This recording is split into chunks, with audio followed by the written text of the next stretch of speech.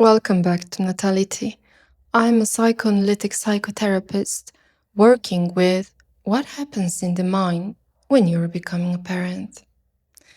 This is part 2 on echo distress in pregnancy. In the previous episode, I talked about why pregnancy opens women to the pain of the world's condition, about psychological defenses, about dependency, about the internal image of the mother and its connection to nature. If you haven't heard that episode yet, it's worth starting there. Today, I want to talk about what happens next, about how this new sensitivity changes the way you see the world around you, about the loneliness that can come with it, and also about grief, which, if you allow yourself to go through it, can become something important. Not a burden, but an awakening, actually.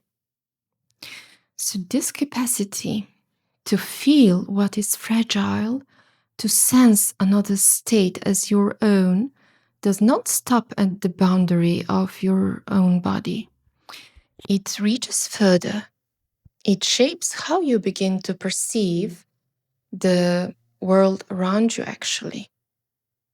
Wendy Holloway wrote about this.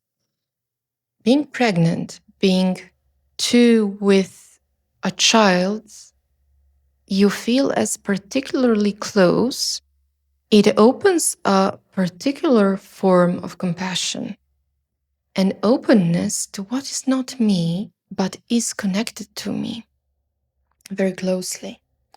What helps you feel your child, that same capacity makes you vulnerable to the pain of the world, actually. Not as an intellectual decision, as something you begin to feel with your whole self. There is something else, and neuroscience is beginning to confirm it. I also talked about this in the previous episodes. Your brain in pregnancy and after birth reorganizes itself. Research shows deep changes, actually, towards greater sensitivity, greater empathy, greater ability to feel another state as your own. This is most likely oriented toward your child, but it opens something wider. A capacity to feel connection with what is alive, with what is fragile, with what depends on something beyond itself. Lucy Jones, in her book you probably know, Matrescence, writes about something that stayed with me. She describes how in pregnancy she discovered that her body is literally made of the world. The amniotic fluid she carried had once been rain, rivers, sea. Her blood, a third more of it than usual, was made of what she ate, what she drank, what surrounded her. Every atom of the child forming inside her had existed for billions of years and would exist long after she was gone. And this is not a poetic metaphor. It is a description of very real experience. The sense that the boundary between you and the world is different in pregnancy. That you're not something separate from nature, that you're part of it. And so is the child you're carrying before they have even arrived. That is why when nature is under threat, the pain is different, it's more personal, as if what is endangered is part of you. This is something easier to keep at a distance when you're not pregnant. Mm, a mother in pregnancy and after birth will never feel separateness in quite the same way again. That shift from I to we is part of matrescence. And part of that shift is this wisening toward nature, toward the planet, toward other forms of life. But this change is not only about nature, it is also about the world you live in. The society on which you are in pregnancy and after childbirth dependent, when you choose whether you choose to be or not, you may begin to see it differently than you did before. What once seemed normal, the pace of life, consumption, the way we treat each other, and the environment starts to feel strange, unsettling, as if you can suddenly see past a wall you hadn't noticed before. And here is something that is very rarely spoken about. Seeing more clearly, feeling more deeply, it can be a very lonely experience. Because around you, life goes on as before. People buy things, make plans, go about their days. And you sit with something hard to name. You wonder, am I oversensitive? Is pregnancy doing something strange to me, which shouldn't take place? And I want to say this clearly. You're not oversensitive. You're closer to reality. Your psyche, through this state of particular openness, is simply filtering less. What you see is real. It's just a lonely place to stand when there is no one around you who sees the same thing.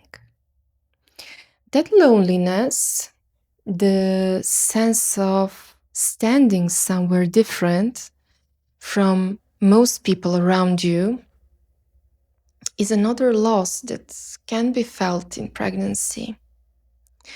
And that loss, too, deserves to be grieved. The climate crisis at the psychological level is bound up with a rupture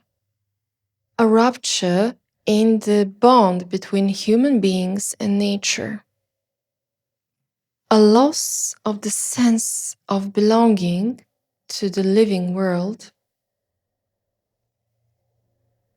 Part of that loss is already irreversible. The species that have gone extinct will not return.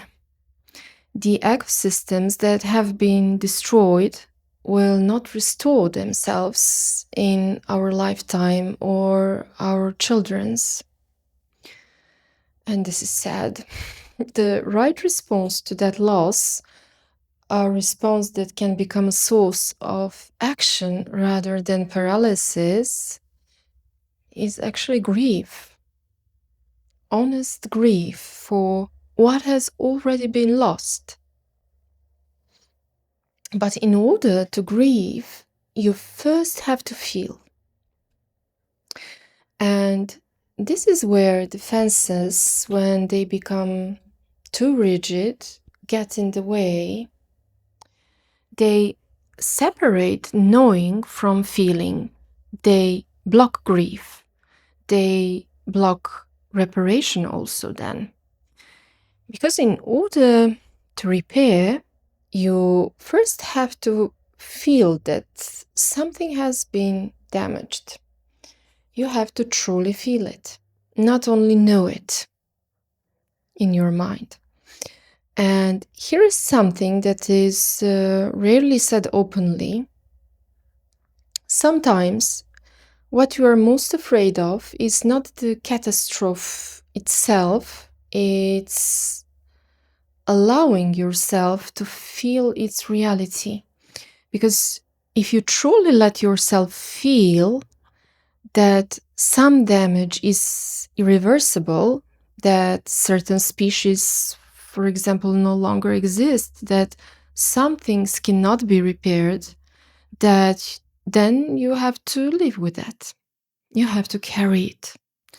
And that might be frightening. So the greatest challenge is often not the catastrophe itself, it is the fear of truly feeling it, the fear of grief. Pregnancy brings you closer to that reality, and it hurts. And that is precisely why echo distress in pregnancy can be so intense. But grief, though painful, is actually a healing process.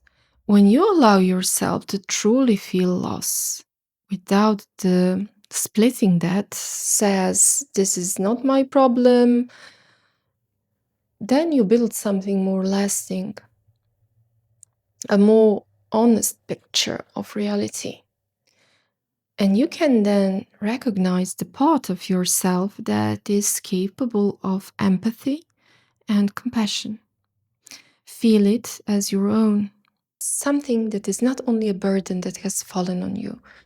So true care is born from love, from connection, from pain that you allow yourself to feel in a personal way.